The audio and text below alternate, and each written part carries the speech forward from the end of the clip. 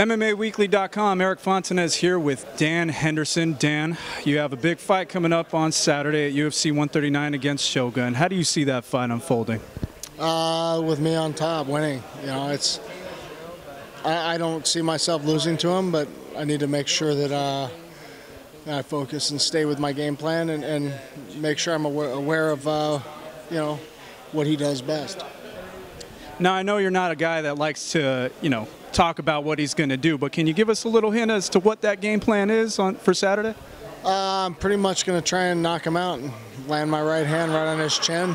That'd be ideal, but if I feel like I'm going to be having to control him and keep him against the cage and beat him up and wear him out in the clinch, take him down, put him on his back, and beat him up there too. So I think it's just going to be a well-rounded MMA fight.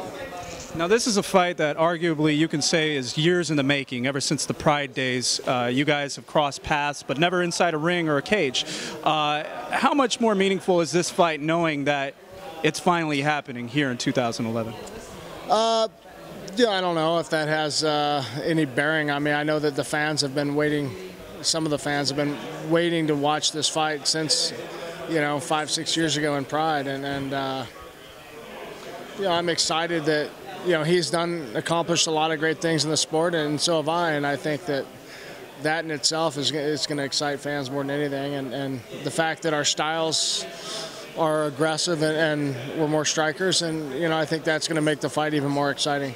I take it you watched his fight against Forrest Griffin, correct? Yes. Now, that fight is one that, signaled revenge for him. He was defeated in his debut and then came back and got a real big win with a knockout. Do you think that motivates him more going into a fight with you? Yeah, I'm sure it definitely builds up his confidence, but, I think you need more than that, but it's definitely a start.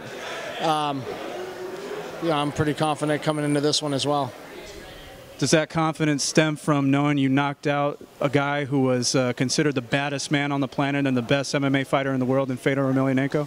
Yeah, it definitely helps, but just how I've been doing and in my last few fights, and able to deal with the different styles and making sure my conditioning is there. So everything was great for this training camp, and I'm ready to go and try and do it again. If I could just touch on that fight one more time against Fedor.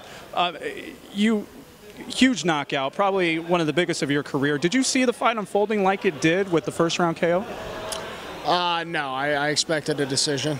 I wanted to make sure I won every round and controlled him and outstruck him. I knew that he's a little bit more wild with his punches, and wanted to make sure that I just tried to pick him apart and either stay in the clinch or out on the outside with him. And he gave me no chance to stay on the outside. He pretty much came to fight. So, I'm able to do that as well.